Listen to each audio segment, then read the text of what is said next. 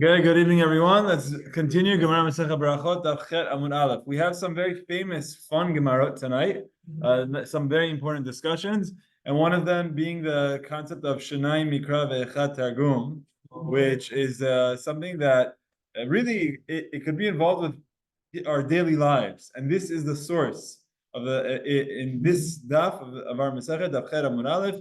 We're going to learn about it. Hopefully, we'll get a chance to expand upon it. There's a lot of fun Gemarot tonight. There's also discussions about leaving the Bet Knesset during the Torah reading, which is also it's a very important halacha. Let's say someone wants to go out, what they're allowed to do, what they're not allowed to do. So we have some very nice practical topics tonight. I think it's mostly tangential. This might be the last Gemara of tangents until we go back to the topics of our Mishnah, which is the latest times of saying Shema in the evening. So this might be the last one, okay? Hopefully, let's see. That's our goal for tonight, to try to get to that, okay? Shalom Aleichem. Let's go, share screen. This is, so if you're looking at the art scroll, it's on the Chet Amud Aleph, probably 845, right? 8A5 on the bottom right. Another statement of Rabbi Chia bar Ami in the name of Ula. Rabbi Chia bar Ami mishmei Ula. Leolam yadur adam bimkom rabo. A person should always live near his rabbi. Shekol zaman sheshim'i ben Gera kayam. Because as long as Shimi ben Gera, who the Gemara is now implying was the teacher of Shlomo HaMelech, as long as his teacher was alive, Lo nasa Shlomo et bat Paro.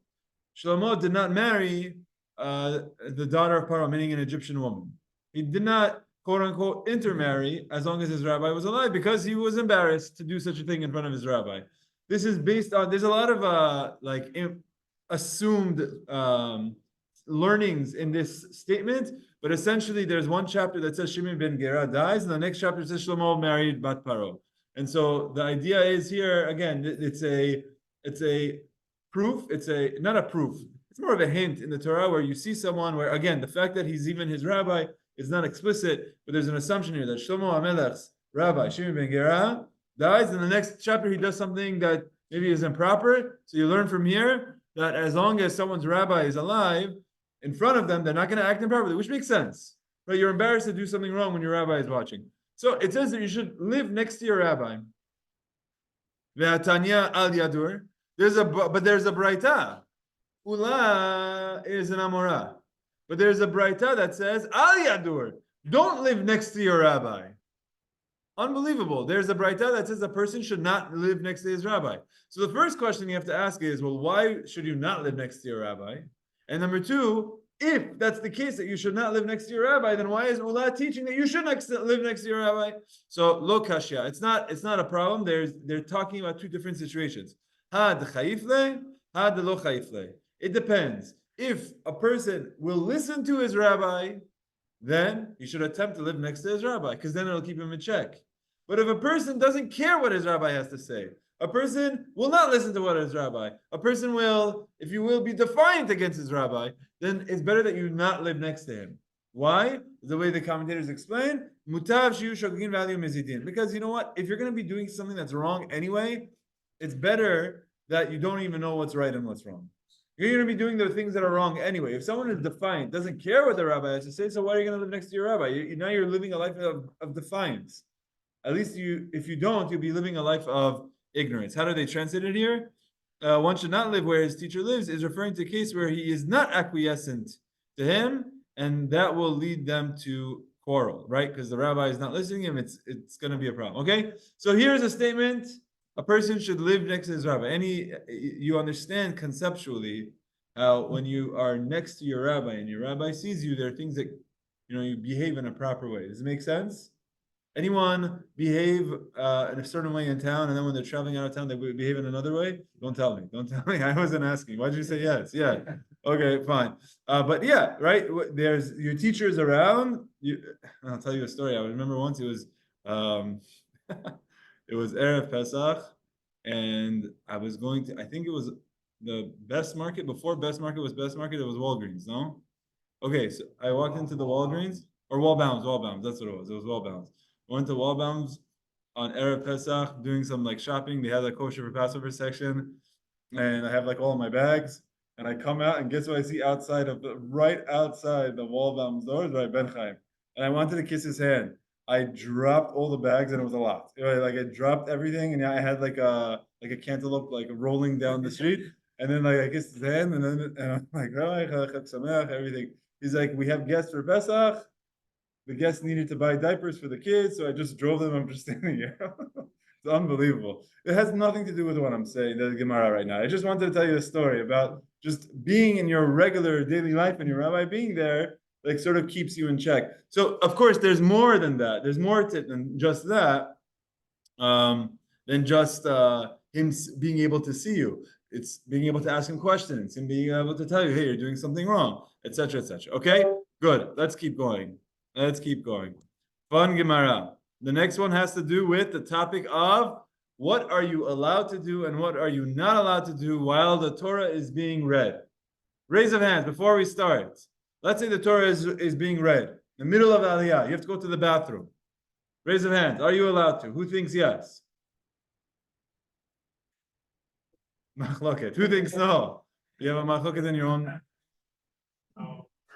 Okay, it depends on how urgent it is. Obviously, we're not going to tell you that you should soil your clothing, right?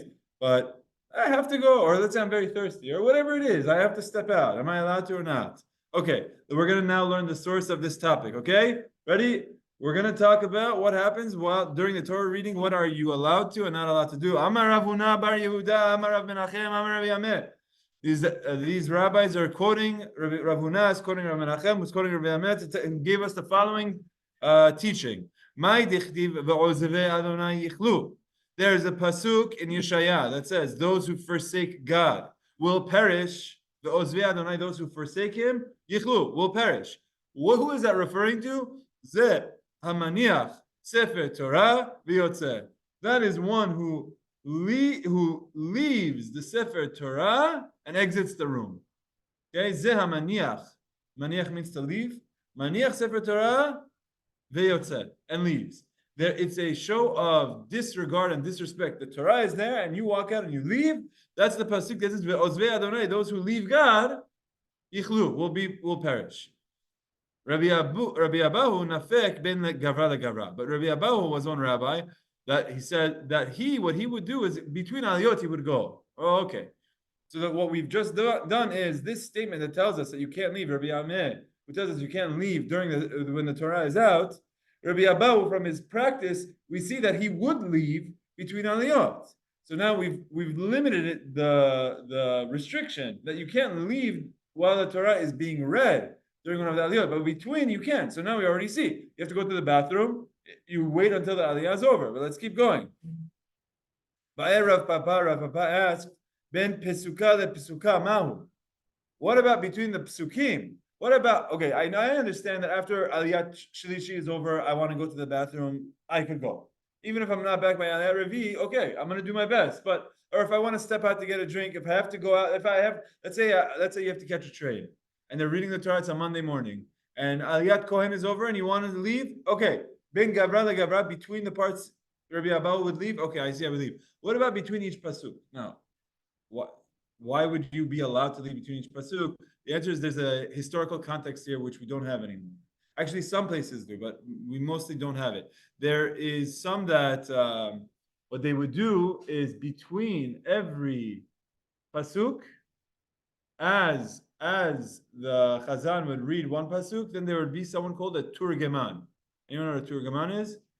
He's a translator, and he would translate that line in Aramaic. So you read a pasuk, and then it would be translated in Aramaic. Read a pasuk, translated in Aramaic. I believe some of the Yemenites still do this. We don't have any Yemenites here. He says they do it. In the Yemenite Minyanim, they still do it. Okay, so that's where they have the Targum. Okay, they have the translation. So that is the question that we're asking now. We said you can't leave while the Torah is out. That was Rabbi Ameh. Rabbi Abahu said, but between aliyot you can. So now the question that we're asking is, are you allowed to leave between each pasuk, between psuka to psuka? Okay? Mahu, the Gemara answers, Teku. This is a question that stands as a draw, as Mr. Korvani taught us in a soccer game in Israel. If there's a tie, if there's a draw, They call it Teku. Right, Mr. Kordvani? I believe he's here. Mr. Kordvani taught this to us last time. Yeah, there he is. Yes, thumbs up. Yes. Thumbs up. Okay, very good. I remember. Big thing, like nitzachon for this team, nitzachon for the other team, or Teku, which is a tie. So there you go. So that means it's undecided. The way the Rishonim explained that Teku stands for the Rashi Tevot of Tishpi, Itaret, Kushiot, Vabayot, or different permutations of that, but basically saying that Eliyahu Navi will answer. Meaning one day we'll have Eliyahu Navi come, and Mashiach come. This is something that the Sanhedrin will deal with this question. But until then, when there's a Teku, usually you have to be strict. There's certain situations where you could be lenient, but you should be strict. So here what we're learning is even between psukim, if there is a turgaman, if there's a translation, we shouldn't leave. So what we know we're not allowed to do is you're not allowed to leave during the actual pasuk. We know you are allowed to leave between the aliyot. During the translation, between the psukim, we're not sure. Teku, so what do? You act stringently. This doesn't apply to us nowadays anyway because we don't do it unless you're in a Temani Minyan, Yemenai Minyan. So now we're seeing this is a very important halacha for us. Very important halacha. Someone has to go to the bathroom. Again, I'm not talking about like urgently, like the guy is, passing gas. It is disturbing others. That's a different story. If you're disturbing others, you're creating a smell. If you really have to go, if they're having an attack, so go. But all else equal, meaning most people, if you start dashing like that, maybe people will even understand. But the idea here is it's a Monday morning, you have to catch your train, and then you just wrap your tefillin and you leave while the guy's reading the Torah, while the Baal Korah is reading the Torah. It's extremely disrespectful. That's ozve Torah yichlu. That's those who ozve Hashem, those who forsake God will. It's a pretty harsh term. But let's keep going. Rav Sheshet mehader apeh v'garis. We're not talking about leaving anymore. We're talking about studying during the Torah reading. So let me ask you this. Raise of hands. For all of you who are addicted to studying Torah, let's say it's during the Baal Korah is reading the Torah. Let's say it's a bar mitzvah boy. He's taking his time. And I don't have time for this. We have a Gemara class. I have to prepare for this. I have to review my Gemara class. So during the Torah reading, are you allowed to study Torah? I'm not talking about talking. Or maybe that's part of the question. Audibly, people can hear me talking, or let's say without, just using my eyes. Okay, let's go one at a time. Who thinks that I could study Torah, have conversations with my friend about Torah? Okay, raise of hands. Who thinks yes? Okay, how about this? We'll do thumbs up. Whoever thinks you can talk in Torah during the Torah reading, and thumbs down if you think no. Ready? 1, 2, 3. Okay, everyone's thumbs down. I think thumbs down too, so I'll give a thumbs up. What? You have a thumbs up. Okay, you're gonna be okay. So why would you say yes? You're still getting the listening to the Torah reading, double down. Okay, so since you're listening and you're talking, you're doing 2 in 1, basically. Okay, so I think most people wouldn't be able to focus on listening when they're talking, but that is a good point. So that's from yourself. What about the fact that you might be disturbing others? Okay, fine. So now you're saying that the 2 of you are like isolated. Okay, good. I get your point. Your point is, okay, at the end of the day, that's Torah. This is Torah. If I can do 2 Torahs, why not? Now let me ask the question about what about just with your eyes, without talking? Thumbs up if you think you're allowed to. Thumbs up if you think you should not.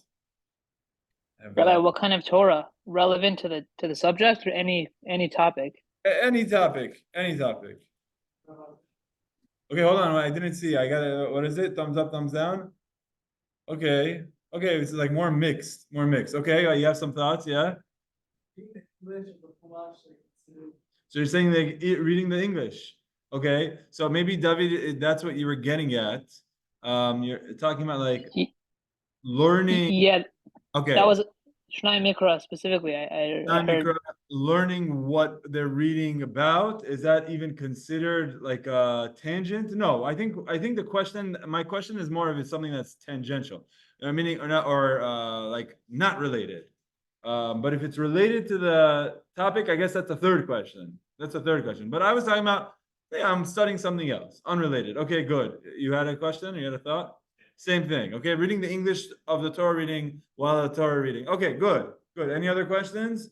Let's go and let's see what our source of the Gemara says. Okay, here we go. Rav Sheshet Ma'adar Apeh Vegares. Rav Sheshet would turn his face and he would study Torah. He would turn his face away and he would study Torah. Amar, he would say, Anan bedidan ve'an inhu bedidhu. I am concerned with what we're doing, and they are concerned with what they're doing. He's saying, I'm not disturbing them, they're not disturbing me. Anan bedidan ve'inhu bedidhu. I'm studying for myself, they're studying for themselves. They're reading for themselves. So there's a lot of issues with this statement. So basically, what we see from Rav Sheshet is that he could study his own thing and completely disregard the Torah. And not just that, he's even saying, I don't care what they're doing. If they do their thing, I do my thing. Okay? So that's Rav Sheshet. It sounds pretty extreme in that it allows us to. But if you look at Tosfot and you look at some other Rishonim, they completely limit this in certain ways. Number one way that Tosfot says it must be that Rav Sheshet already heard the Torah himself. Like he went to an early minyan and now he's coming to another minyan because he already did it. Because if he didn't, he has to hear the Torah. So obviously, that's the first thing Tosfot says. Second thing Tosfot says, it must be that there's a minyan out without him. Because if there are exactly 10 people and he's part of the minyan, then he's got to be involved with the minyan. He can't be doing his own thing. So that's another stipulation that Tosfot says. Tosfot qualifies the statement by it says, it's got to be that. Number one, he's already did his obligation. And number two, he's not part of the minyan. So now it happens to be he's sitting in a corner, he's turning his face, he's not bothering anyone, that's okay. The Shita Mikubetzet adds a third detail. Trivia. Can anyone give me an interesting fact about Rav Sheshet? You read the notes while I was talking. I don't know if okay, fine. So go ahead, say it. He was blind. Rav Sheshet was blind. The famous thing that Rav Sheshet was blind. So since he was blind, for him, it could be that people won't think that he's disrespecting the Torah because he can't see the Torah anyway. So people knew that. So if he's sitting facing the Torah, or if he's sitting facing the other way, but now you might see, well, if he's blind, how is he even studying Torah? So it could be that he's discussing with someone else, which fits with the terminology. What's the terminology?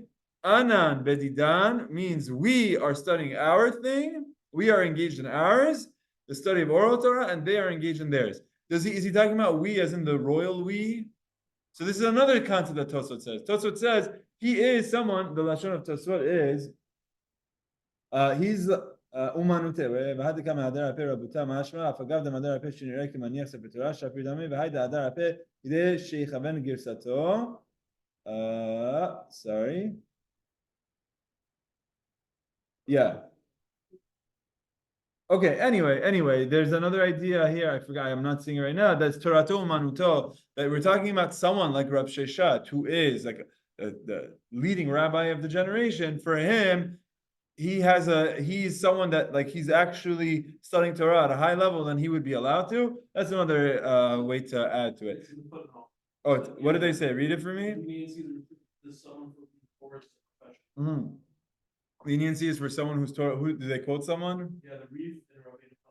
The Rif and Rabbeinu Hananel. Okay, it's for someone who's Torato Manuto, that it's his profession. So basically, we take the statement and we completely limit it. So if you happen to have gone to an early minyan and you're coming there and there's a minyan without you, you already did your part. You're not disturbing anyone else, and you're like a professional Torah studier like Rav Sheshet, and you're turning your face away and you're blind, then you're allowed to. Essentially, like with all of these things, we really try not to. However, I think to your point, if you're looking at the translation of the psukim that you're reading, if you're coming to understand, if you read this pasuk and you say, "Oh wait, didn't we just say that last pasuk?" So you quickly turn back. So you're still listening, but you're involved. I think that's very much involved with the Torah reading. We're talking about someone who is saying, "I'm studying Gemara now. I'm doing something else." It's something that a person should not do. A person should stay focused and listen to the Torah. So, Mr. David Delmani, you asked a question. What was your question? Say it again. About Shenayim Mikarah, right? About this topic, assuming like the Rosh. Yeah. Was it relevant to any topic or? Right. So, like, let's say someone is doing Shenayim Mikarah and they're trying to sneak in to read the Targum Unkelis in between. If it's connected, if someone is trying to like read it very fast, then I think that would be appropriate. That would be allowed. That would be okay. Which is a segue to the next topic of Shenayim Mikarah ve'echad Targum. But you had a question. What is it? Rashi notes, Right. and you're obviously going to fall behind the main Torah reader. So I think, look, the other thing you have to keep in mind is you also have to know yourself. So if you're someone that you're not necessarily going to be engaged, and the way you stay engaged, like you're someone that, let's say you're going to leave, but you know you stay engaged is what you need to read some English of the parasha that we're reading in order to keep yourself engaged. I think you should know yourself. Like, is that, you tell me, is that disrespect for the Torah? It's not disrespect for the Torah if that's the way you're going to be involved. But ideally, you're studying the Torah beforehand, or you're studying the Torah afterwards, and during the time of Torah reading, you're paying attention to the Baal Koreh. That's the ideal. But again, you have to know yourself. Okay, so I would say if this is your worst sin, that during the Torah reading you're learning Rashi, I mean, you should follow halacha, but it's not the worst end of the world. It's connected. Where it becomes an issue is when it looks like you're disrespecting Ozve Hashem Ichlu, someone who's leaving Hashem, even to study Torah. So Rav Sheshet would do it. He would turn to the side. Part of him turning to the side is as if to say, look, you're in my Bet Midrash. I'm studying Torah. This is where I'm sitting. I'm going to turn to the side. I already heard this. You don't need a minyan. I'm sitting in the corner. I'm doing my own thing. That type of thing, it's very clear to others that he's not disrespecting the Torah. But if someone's in the middle of something and then in the middle of it they pick up, I don't know, the fundraising, they put out the fundraising, or they put the buy it now things during the Torah reading, flipping to see where you want your name to be. It's a good mitzvah. It's an important mitzvah, but it shouldn't be done during the Torah reading, right? This is like you put like fun comedy articles or stuff like that. Now you have a good question of what happens if I pick up the Mikrah Kodesh, or I pick up one of these Shabbat, okay, whatever it is, pick up some Dvar Torah articles, and I read that during the Torah reading. It really shouldn't be done during the Torah reading. That's what we're learning. That there should be a respect, listening to the word of the Torah. Okay, good. Good, yes. By the way, this is when I prepare my Gemara during the Torah reading. So I like not really during, but it's usually in between aliyot if I can, if someone is asking a question. And it does sneak into it. I will say Shulchan Aruch is pretty strict about it. Shulchan Aruch says you shouldn't even study something between aliyot. Because if you do, you're going to get dragged into it.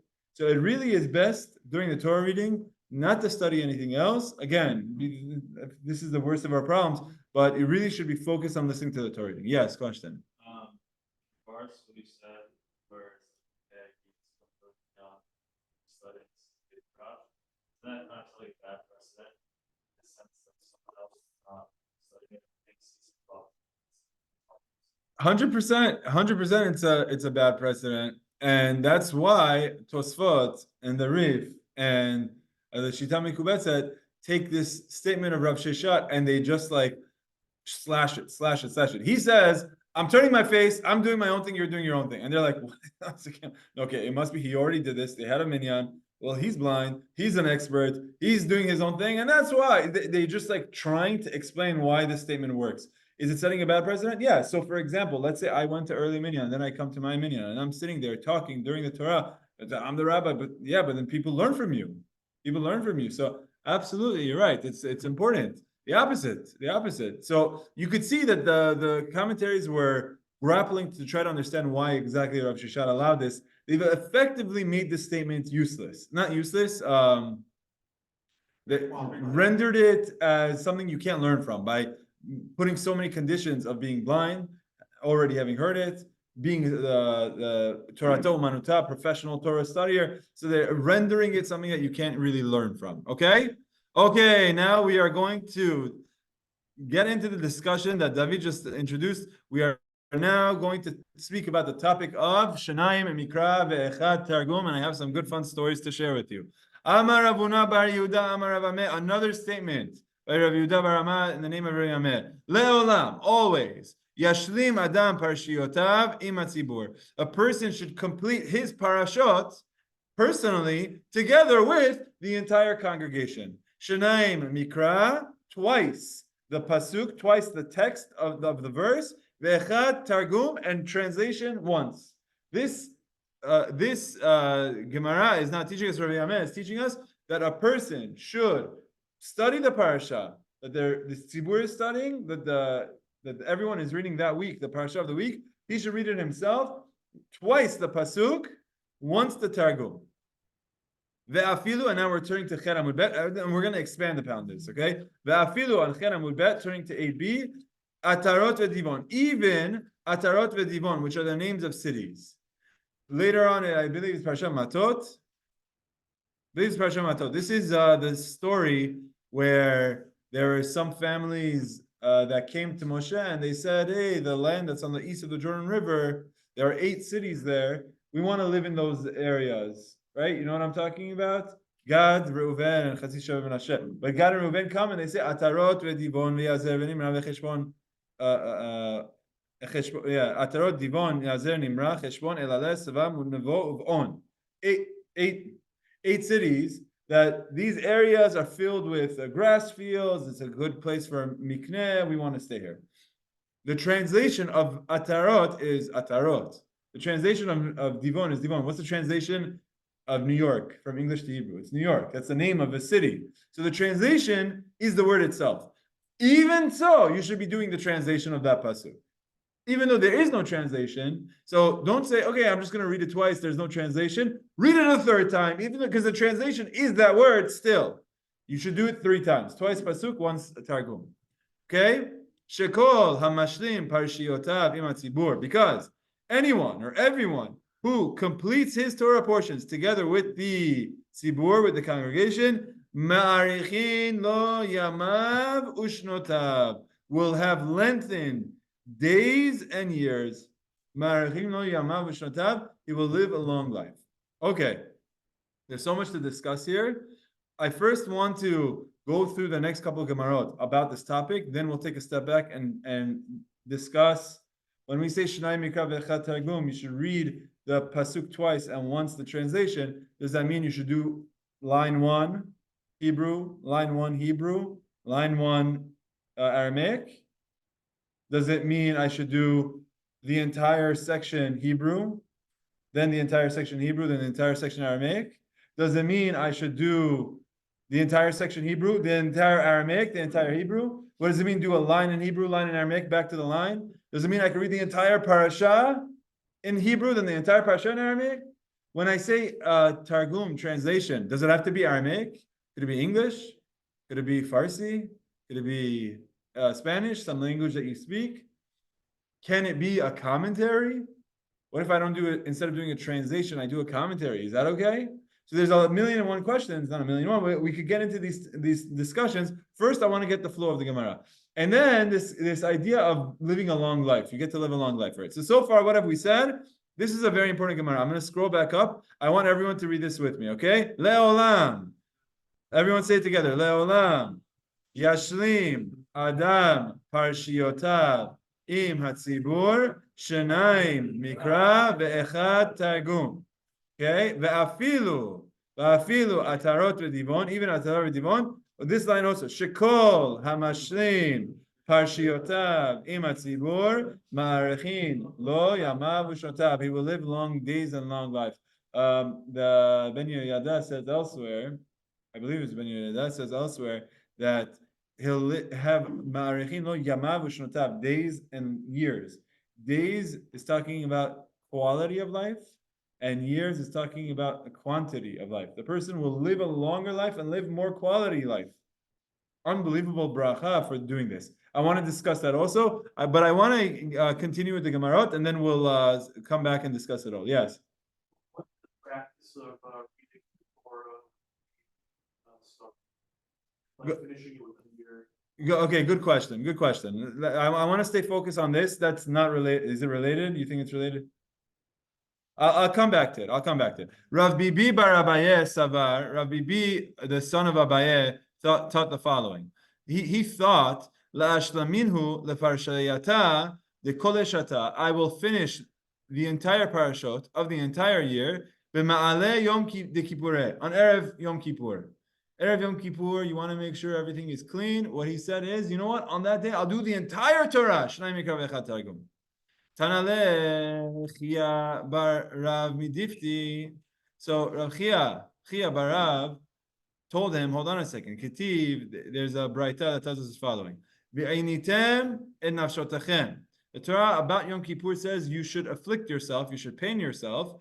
Betish'a lachodesh, in the 9th of the month, ba'erev, in the evening. What is the date, the calendar date of Yom Kippur? The 10th of the month. But here it says it should be the 9th of the month in the evening. So what that really means is the 9th of the month, the following night, meaning that night, the night after the 9th.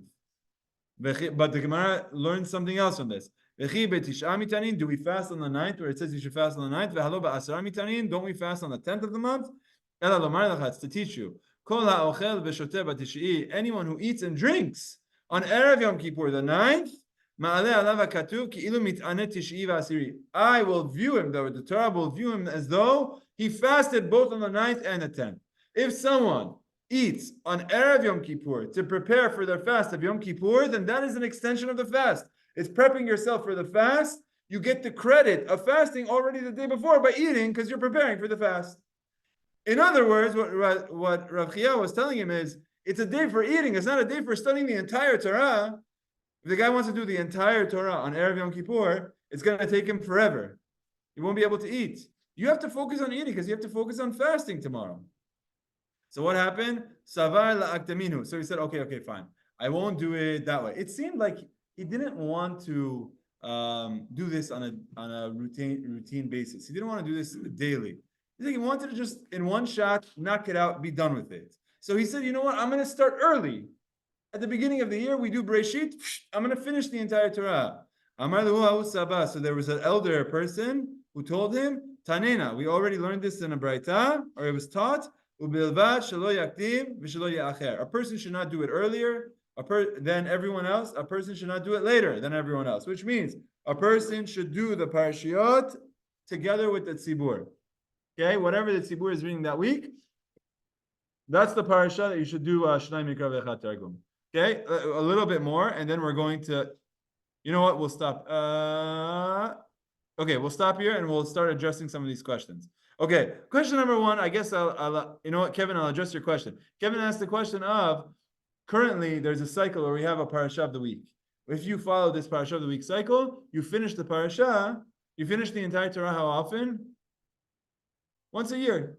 Because you read a parasha every week, you get yourself to finish the entire Torah. They have a cycle, it's an annual cycle. The Gemara tells us that there would be some communities that what would they do? They would do it once every 3 years. In other words, their parashiot were about a third of the size, and they would do it once every 3 years. The Gemara Masechet Megillah talks about this, and it seems like there is this practice, even at the times of the Rambam, or at least the Rambam would speak about how there are some places that have this. So what you learn from this is not everyone had to follow this practice of doing it once a year. But, Kevin, what we're seeing from our Gemara here is that whatever the tzibur is doing, you should be doing. So if in your community you're doing it once every 3 years, so your Shenayim Mikarah requirement is a third of what in other cities they have to do the entire parasha. As far as I know, the entire world is on the same parasha cycle, except for sometimes there's a bit of a lag between Israel and Chutz La'aretz, or whenever you have 2 days of Chag, of let's say the last day, if Pesach, the first day of Pesach falls on Shabbat, the 8th day of Pesach will fall on Shabbat. But there's no 8th day of Pesach in Israel. It's only in Chutz La'aretz. So on that 8th day, Israel is doing the parasha of the week, whereas in Chutz La'aretz we're doing the Torah, or we're doing the Torah of Yom Tov. So then you fall behind, and then there's a whole lag. It's a discussion for another time. But what we see from here is that, to Kevin's point, it's not telling you have to do a parasha a week. It's telling you whatever parasha everyone is doing, that's the parasha you have to do. Okay? I want to talk about this idea of the different ways of doing it. They would always, like, throughout history, read the parasha on Shabbat, regardless of how many months. Yes. Oh, what do you mean on Shabbat? Oh, the practice of Torah reading? Yeah, exactly. It's a Gemara. Okay, so the practice of Torah reading, I'm pretty sure it's a Gemara Masechet Bava Kama that says Nivi'im Rishonim Hitkinu, that the Torah should be read in every Shabbat, every Monday, Thursday, and Shabbat. Nivi'im Rishonim. The Gemara says Nivi'im Rishonim. The Rambam quotes it as Moshe Rabbeinu Hitkin. So Nevi'im Rishonim, the early prophets, the Rambam says that's Moshe Rabbeinu's takana. Moshe Rabbeinu made an enactment. Others will say no, it could be others, but you see how the Rambam is very clear on this was around from the times of Moshe Rabbeinu. Mincha of Shabbat afternoon was established by Ezra, your son. As a 1-year-old, he's already establishing Torah. Look at that. Yeah, Ezra Sofer. He came and said Shabbat afternoon. But Moshe Rabbeinu, or according to the Rambam, it's Moshe Rabbeinu, but the Gemara says Nevi'im Rishonim did it on Mondays, Thursdays, and Shabbats. You can find it. It's the Gemara, I believe it's Gemara Masechah Bava Kamma, if I'm not mistaken. So yeah, the practice of studying the Torah on the Shabbat and having a cycle existed all the way from Moshe Rabbeinu. Okay? There, Gemara says you shouldn't go 2 days without hearing the Torah. 3 days. Yeah, exactly. That's this Gemara that I'm quoting you. It's on Mondays, Thursdays, Shabbat. So this way you don't go 3 days without studying Torah. That's this. Okay, so now let's just talk a little bit about different practices. According to the Mishnah Berurah, I'm just going to cut to the chase. According to the Mishnah Berurah, in terms of ordering and how you sequence it, you do whatever you want. There are different ways of doing it. You should ask your teachers, I've asked Rabbi Chaim what he does, what his approach is, but you do whatever you want. Some people do a line, and then translation. Some people like reading a chapter, like let's say a section, a block of lines, then the translation of it, and do the block of lines. Some people like doing a block, then do the block again. I myself, I'll tell you what I like doing.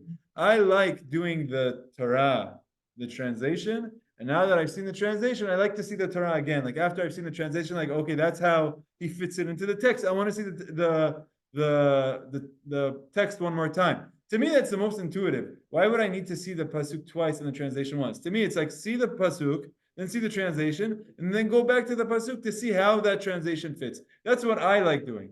There's a video that I've seen by Rav Yosef. Rav Yosef writes this, that he says, if you're struggling to do Shenayim Mikarah Targum, just to step back, is it clear what Shenayim Mikarah Targum is? Anyone? Raise of hand. Does anyone not know what it is? No shame. So, okay. You're raising your hand for this, or you have a question? For this. Okay, so there is a practice, and we're learning it here. You're learning the source. The practice is the parasha of the week. You should come in on Shabbat already having read it. The entire parasha. So you read it once, read it English, then read it again. So I thought you just have to read it Hebrew, English, and third time. Oh, okay. So you did it. It's not a new concept. You already heard. I was just confused when you said you read it all three at the same time. Okay. So this is what I was about to say. How Rav Yosef, there's a video of him even. I've seen him saying this in the video where he says that if you're struggling to get it done, I'll tell you how to make this easy for yourself.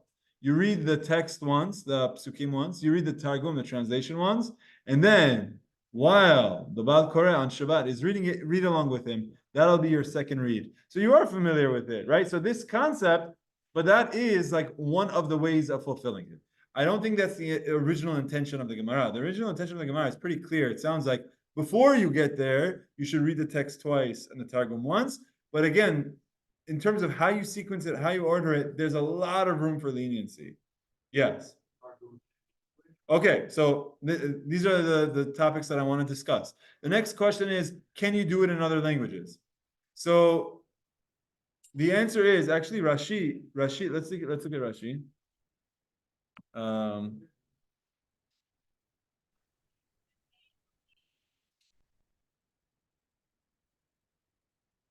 No, it's not here. I said it. Okay, so there's a discussion about whether you could do it in these other languages. I'll come to. There's a discussion about whether you could do it in other languages. There's some that say no. The Targum. Oh, it was Tosfot. I saw it in Tosfot. I don't know why I say Rashi. Targum. Here we go. You know what? Let me just show you the Tosfot. I'll read it out to you so you could see it. Here we go. Commentary. Tosfot. Tosfot says as follows. Shenayim Mikarah v'echad Targum. Yesh mefarshim. Some explain this to mean that foreigners can translate it into their own foreign language.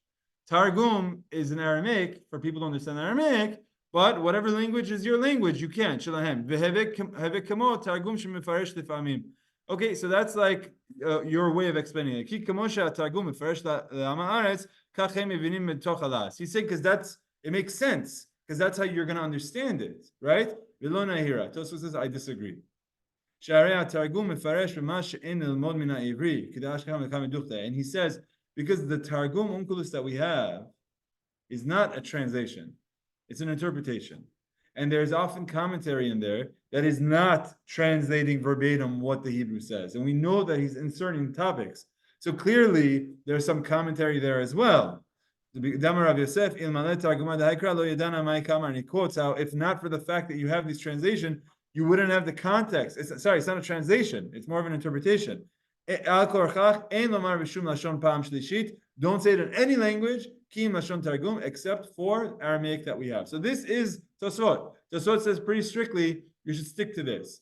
But others disagree. Others say the idea is for you to be able to understand. And those others, he's quoting them themselves. He's saying there are some that say. So you see it's a machloket.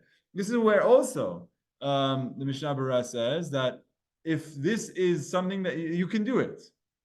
I think this is what you're going to get from the sense of Shenayim Mikarah Targum. The key is do it. Shulchan Aruch. Okay, so that's your question is, can you say it in another foreign language? Ideally, no, but yes, you can. The same way how this discussion of can you do it while the Torah reader is reading the Torah to translate it, to read it along with him, can I do it? Ideally, no, but yes, you can do it. So I don't want you to feel that like you're doing subpar, but I'm trying to show how there are some opinions that say, no, it's not enough. But there's some opinions that say it's okay. Hold on. One more thing.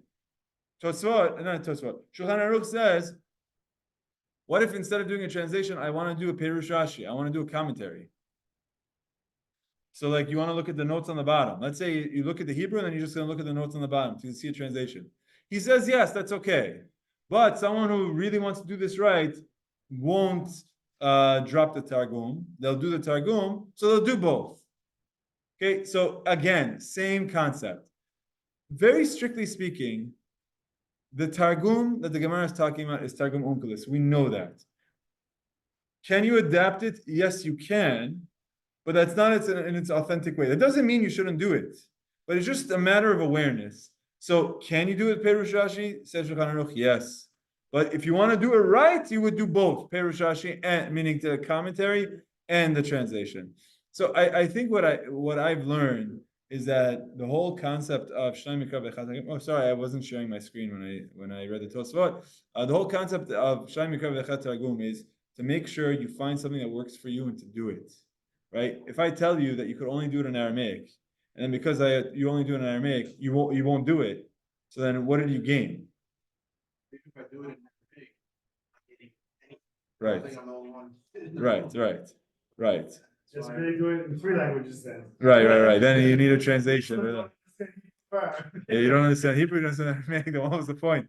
Okay, yeah. So that's what the first opinion that Tosfot said. That I just quoted this Tosfot that's here on the right side of the screen. Is there a translation of the Targum? There absolutely is a translation of the Targum. The R Scroll has one. 4 translations. Yeah, so you could read it from there. Okay, we're not done. There's still more. Some questions. Cody, you had a question on this?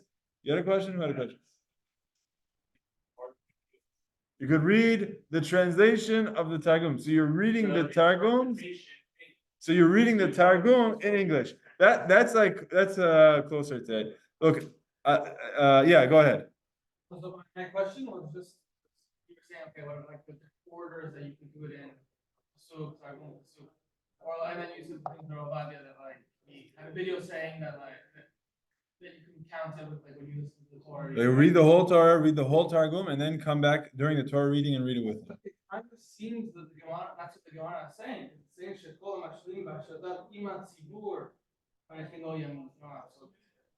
you have to finish it with the tzibur. You have to listen to the Torah reading and finish it then. You finish it before, you're not doing it with the tzibur. Okay, very good. So you're saying when it says that you should read the Torah imat tzibur together with the tzibur, it's like very literally as he is doing it.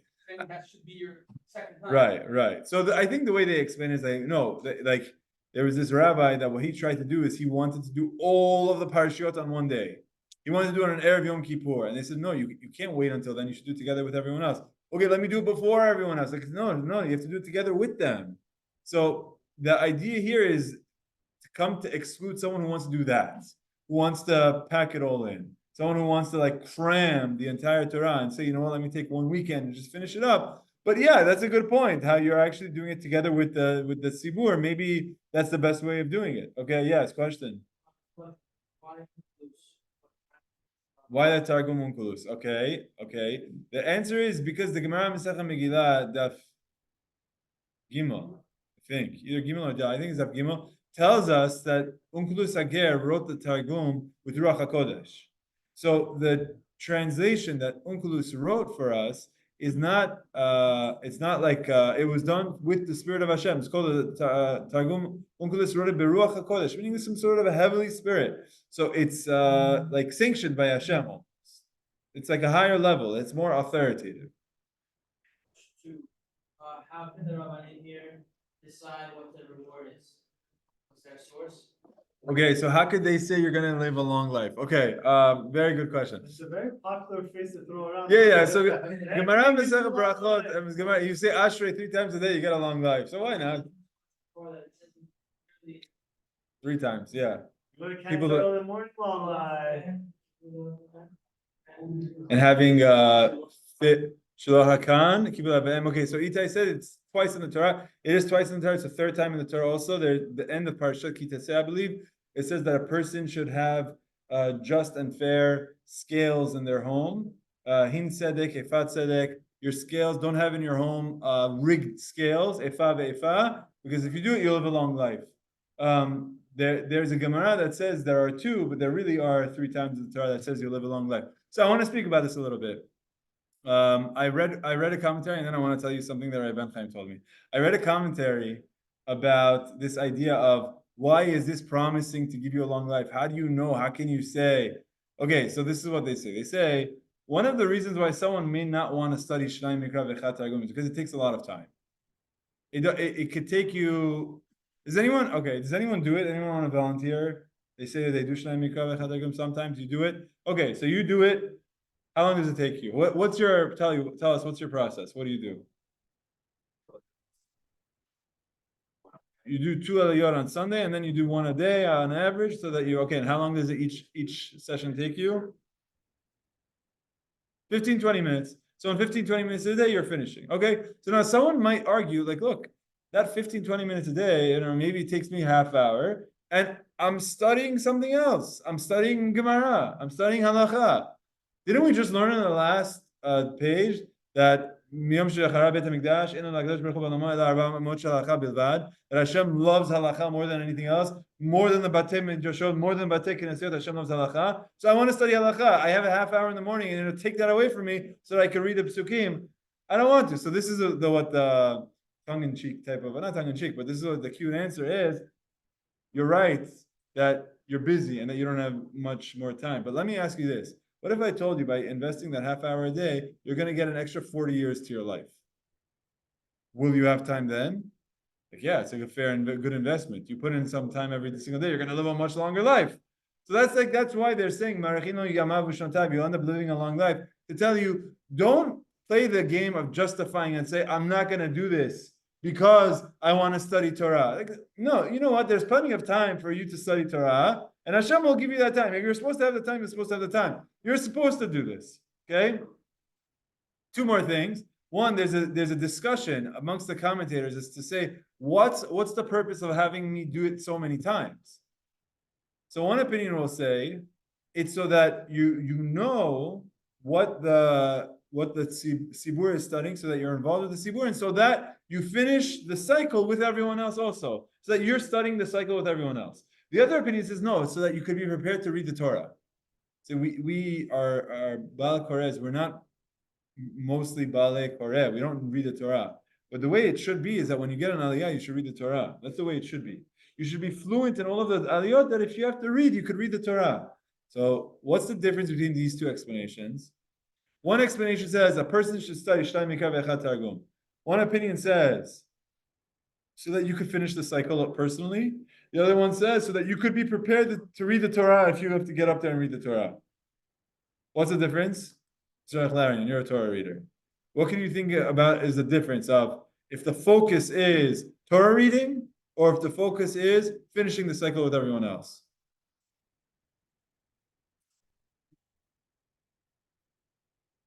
Sorry? You think the Torah reading answer, okay? What does that mean for Pesach? You have to do Shenayim Mikarah v'echad Targum on the Pesach reading? Oh, why not? You already did that. Okay, so you see how it's not connected to the Torah reading, really. Because if you were connected to the Torah reading, then you would have to do Shenayim Mikarah for we have Rosh Chodesh coming up this week. Do Shenayim Mikarah on the Rosh Chodesh reading, or you have a fast. You have a do Shenayim Mikarah on that reading, or do Shenayim Mikarah on the Pesach reading, or Shenayim Mikarah on the Shavuot reading. So that's why the commentators say no, so that you finish your own personal cycle. But a fringe benefit that comes with it is that you can read the Torah, or you become more fluent. I want to tell you a personal story. I remember I was in college. What time is it? Wow, okay. I remember when I was in college. Okay. Does that mean that you need to do it with when you Shenayim Mikarah? Excellent point. You should indeed. This is what they write, that you should indeed do it with the ta'amim. When you're doing Shenayim Mikarah, I try to do it with ta'amim every time. If you're behind and you have to catch up, or let's say you don't know the ta'amim, okay, so you don't know it. But if you know it, you should do Shenayim Mikarah with ta'amim. Very good point. Okay, I'll tell you my story. I remember I was once in the car. Were you there that morning when I said this story? I said this story recently. Anyone hear this story? No? Okay, I was in the car with Rabbi Ben Chaim. I'm pretty sure I was with him alone. Maybe I was with someone else. And we were driving. He was driving to YU. This is back in the YU days. And I remember I was very busy. I was trying to study Gemara. I was studying for Smicha. I was doing other things. I was giving a class here or there. And I was in school. I had 1,000,001 things going on. And I was like, Rabbi, I'm studying Gemara. I'm studying Halacha. I'm studying for Smicha. To do Shenayim Mikarah, it's going to eat out of that time. It's going to come out from something good. I'm not saying I'm wasting my time here. I don't have the time to do Shenayim Mikarah v'echad Targum. This is what my request was. Okay, I was here in the car. So this was his response. I'm like, do I need to do it if I'm going to be studying something else? It means I'm going to drop studying something else. So can I ask you a question? Do you know the Vilna Gaon, Rav Eliyahu Vilna? Yeah. By the way, Rabbi Ben Chaim is a huge Vilna Gaon fan. If you don't already know that, they're both named Eliyahu. There's probably some sort of a connection to his neshama or something. But he said, the Gra. Do you think you're more busy than he was, or less busy than he was? He was probably more busy than I was. He said, okay, next question. Do you think he was doing Shenayim Mikarah v'echad Targum, or you don't think he was doing it? And I said, I think he was doing it. He said, it's in Shulchan Aruch, it's in a Gemara that you have to do it. Of course he was doing it. You think he wasn't following halacha? Of course he was following halacha, and then he was doing it. So if the Vilna Gaon, who had less time than you, was doing it, then you could find the time to do it. I'm like, okay, fine. So this was getting a slap in the face of saying how you might come to justify, not a slap in the face, that's not the right thing. Just a smack on the head of saying, hey, stop being smart. If the Gemara is telling you, if you want to justify and say, I'm not going to do it because I'm going to do something better with my time, so the Gemara says, you're going to get the time. If you're supposed to get the time, you'll get the time. Hashem will give you a long life. This is something good to focus on, okay? Look, it's something that very often people start and then they fall behind. And then when they fall behind, then they give up. You know what? Every week is a new week. Every week you could start fresh. Really, if you're missing a couple weeks, you should remember it and try to finish it before Simchat Torah. So this way you finish the cycle with everyone else. But again, don't let these things hold you back from doing it. If I tell you you have to do Aramaic and then you're going to say, so I'm not going to do it. So then don't. Do it in English. If you're going to say, you know what? If doing it twice is too much for you, at least do it once. The whole idea here is make sure that you're connected. We're learning the authentic way of doing it. The authentic best way to do it is to read the pasuk twice, read the Targum once. But if you want to do it in another language, or if you want to do a commentary, or if you want to do it once during the Torah reading, or if you want to do whatever you want to do, you get connected, you're involved with it somehow or another. There are the values. The Mishnah Berachot, if you read the Mishnah Berachot, he has this lenient sense towards it. Why? Because the key behind this is to study Torah to be connected, and don't let one of these small details or one of these details hold you back from being connected. Okay? Good? Okay, let's get some commitments. Who's going to do it this week? I'm kidding. And actually, last week's parasha was Parashat Shemot. A lot of the Bala Turim writes about Shenayim Mikarah v'echad Targum during Parashat Shemot. Why? Because Shenayim is a shin, Mikrah is a vav, ve'echad is a vav, Targum is tough. Shin Mem Vav Taf is Shemot. So Parashat Shemot. Actually, Ve'ele Shemot Bnei Israel Vav Aleph Lamed Hey Ve'ele Shemot.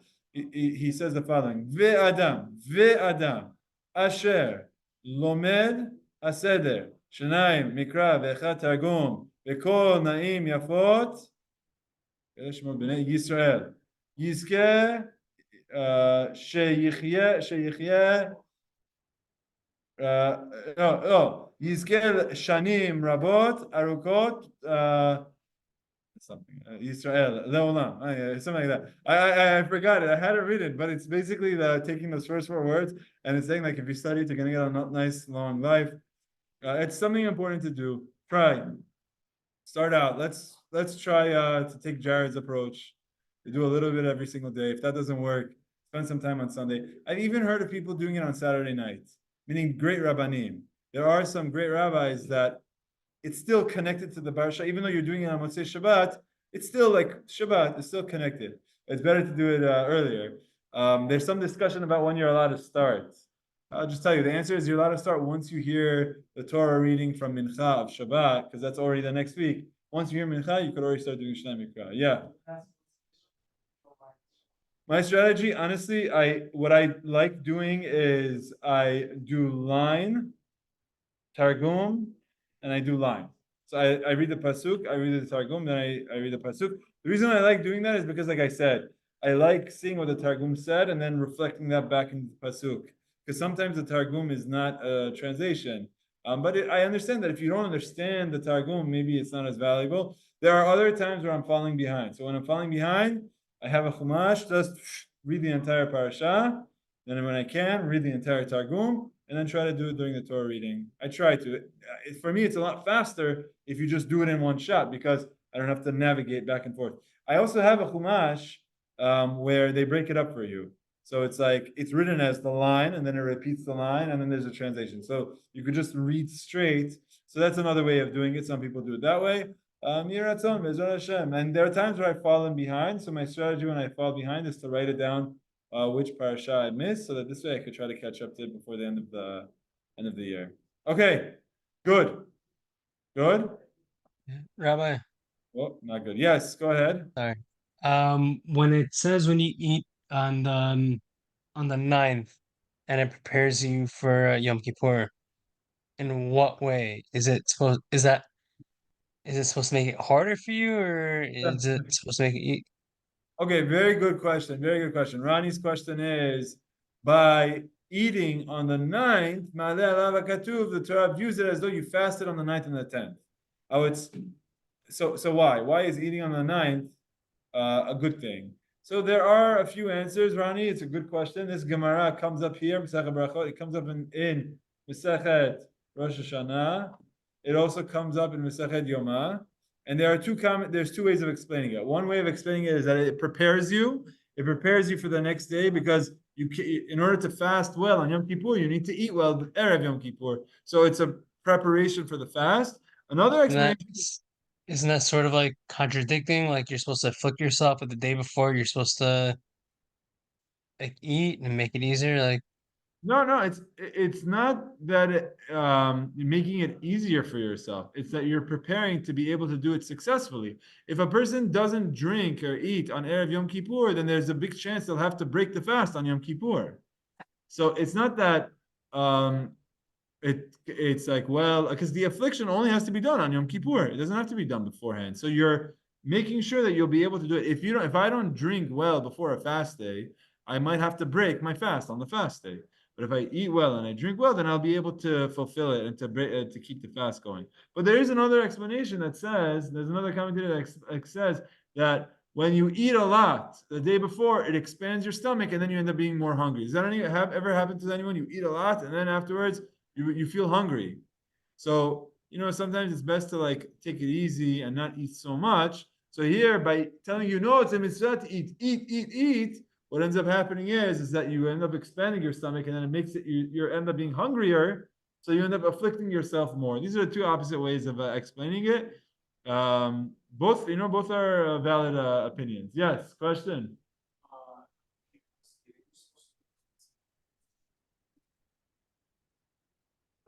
Yeah. So with respect to Shenayim Mikarah ve'echad Targum, then the week of Pesach is a free week. The week of Sukkot is a free week. Sukkot, really, you're just going to do Vizot Bracha on the end of it. So you get some time off. They give you a break. Yeah, twice a week you get a break. Then the double parasha comes, and then you don't do it, and then you get a break anyway. So okay, you're gonna get a break one way or another. Okay, we should end up with the statements of Rav Sheshet Ben Levi. Okay, here we go.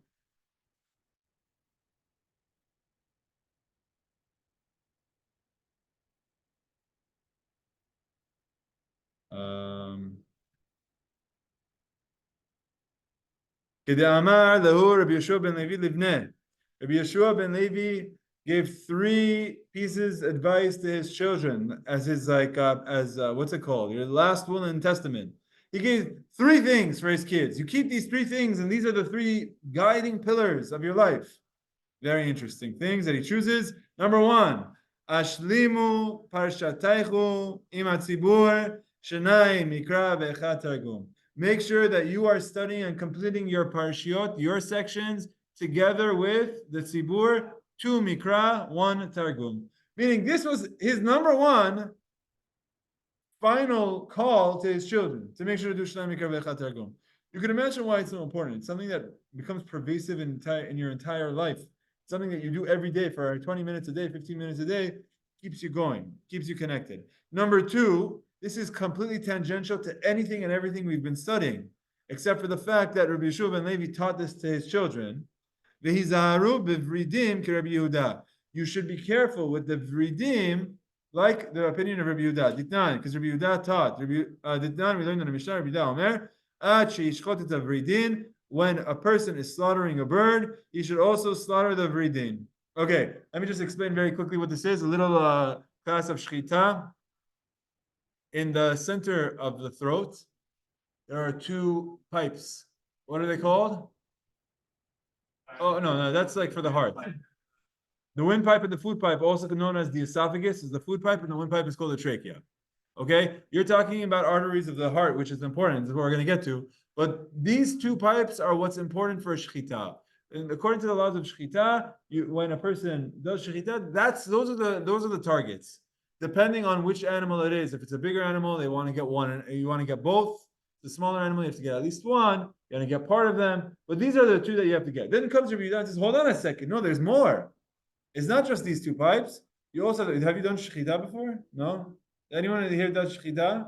I don't know why I thought you done shechita. So there's veins with blood. The truth is, there's a lot of veins all over the place. But there's 2 types of veins here. I believe they call them the carotid. Okay, so what they do is they take blood up to the brain. And then there's other ones that are like the jugular vein that's taking, these are things that are taking blood throughout the entire body. There's different opinions as to what it's talking about, but I've seen Rabbi do shechita, and I've seen him get these 2 Veridin. There's 2 veins that take blood up to the brain. You have to get those also. Okay, Rabbi Yehuda says not just these 2 pipes that we're talking about, the windpipe, the trachea, and the esophagus, but also get those. Why? Drains it out from the blood. Now, there's a lot of opinions that say, but if you're going to end up cutting it, not a lot of opinions. If you're going to end up cutting it and then salting it, the blood is going to get drained out anyway. So you don't need to do that. But there are times where you take a bird and you grill it straight, which is allowed. But if you do that, the blood is going to remain there. So what Rabbi Yehuda says is you should always cut the blood, the veins to let the blood out, so that this way, if it ever happens that you're grilling it straight, you won't have an issue of the blood sitting there. Rabbi Yehoshua Ben Levi tells his kids, make sure to do this. Okay, we don't need to get too much more into it, except for the fact that when it comes to doing shechita, he gave an opinion. This would be the same as if I told you, you know what?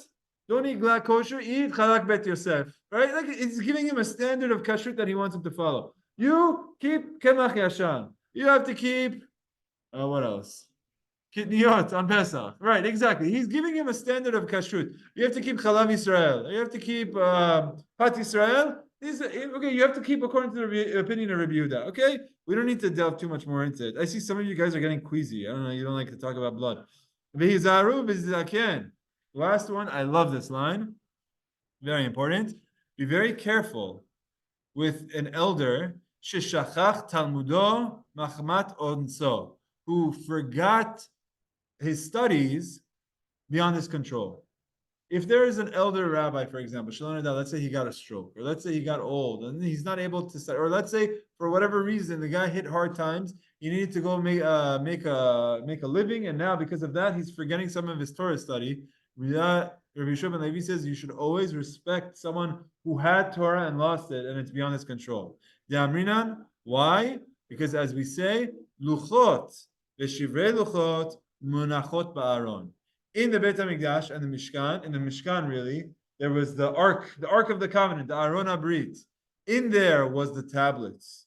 Which ones? The first ones that Moshe broke, or the second ones that were the round two that weren't broken? Which one were in there? The answer is both.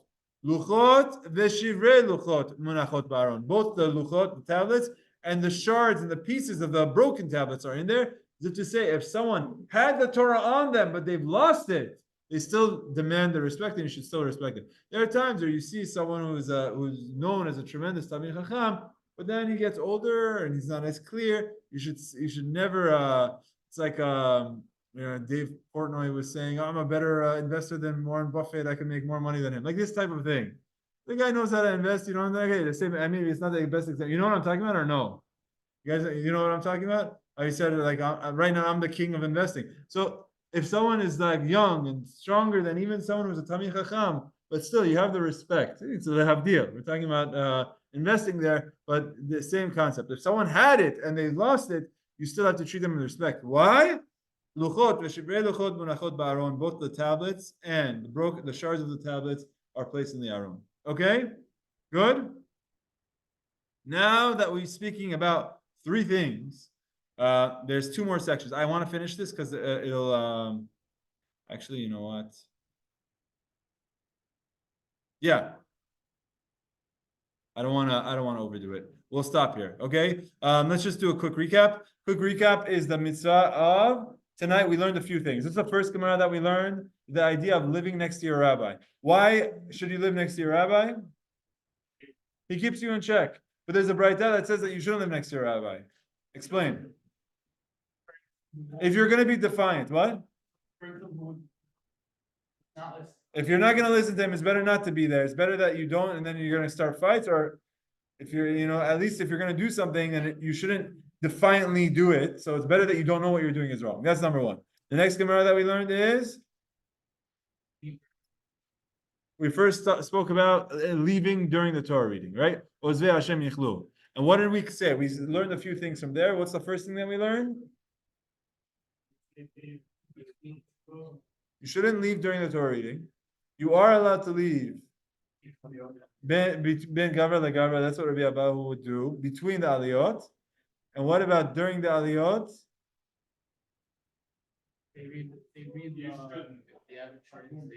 Okay, so during the translation, are you allowed to? Teku. The Gemara says we're not sure. Because of that, we don't. But it's a teku. It's unclear what the halacha is. Okay, and then we learned about Rav Sheshet. What did Rav Sheshet do? He studied his own thing. He not just that, but he did something. What did he do? He turned aside. He said, "Ana v'didan ve'inu v'didu." We're doing our thing. They're doing their thing. But there's a whole slew of limitations we put on that. The next thing we spoke about is Shenayim Mikarah ve'echad Targum. What's the obligation?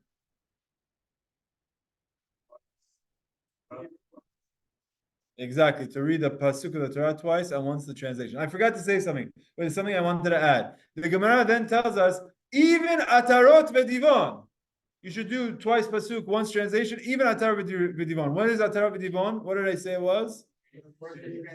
Yeah, words that are translated the same thing because it's the names of cities. Tosfot asks a question, why are you picking a random city somewhere? You could have just said, even Reuven, because Reuven is translated as Reuven. It's a lot easier if you pick about something. You could have said even Moshe, even Abraham. You could have picked the easier example. Atarot v'divon. You're spending time figuring out what that is. So Tosfot says because guess what? There is another Targum Yerushalmi on that pasuk of Atarot v'divon that actually gives explanations as to why those cities were named what they were. So there is a translation. So what Tosfot's saying is that when it says Atarot v'divon, it's not saying that read it a third time even if there's no translation. What he's saying is, if there's no translation, go find the translation. Like at Rabbi Divon, where there is some other translation, go find something like that. So to almost like saying, go find yourself a commentary on it.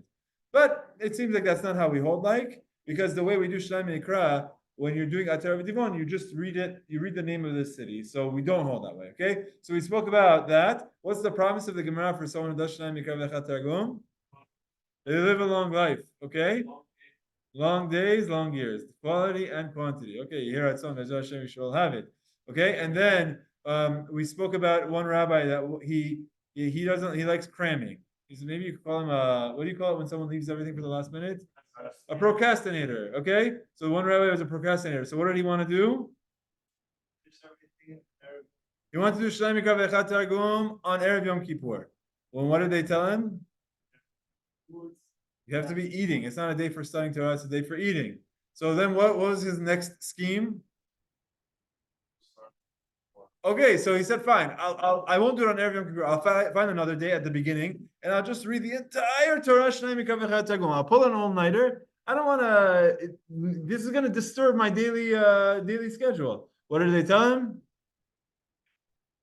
Very good. You have to be on pace with everyone else. Okay, we spoke about a lot of things about whether you could do it in English, you could do it, what the sequence of how you should do it, or you could do some sort of a commentary. And like I said, at the end of the day, the important thing is to make sure you're doing something. If you're not doing something yet, you're not doing something so today, so tomorrow, bli neder, you start doing something in anything, in any language that you want, in any order that you want, start something. Because the worst thing, in my opinion, is the all or nothing syndrome. You know about the all or nothing syndrome? We all know about it because it takes over our lives. You don't know about it? Okay, of course you don't know about it. Sadiq, he's the only one that doesn't know about it. Let me explain to you what we simpletons, what we have to deal with. There are times where you are dealing with, you see something and you know you're not going to do a perfect job, so then you don't even try.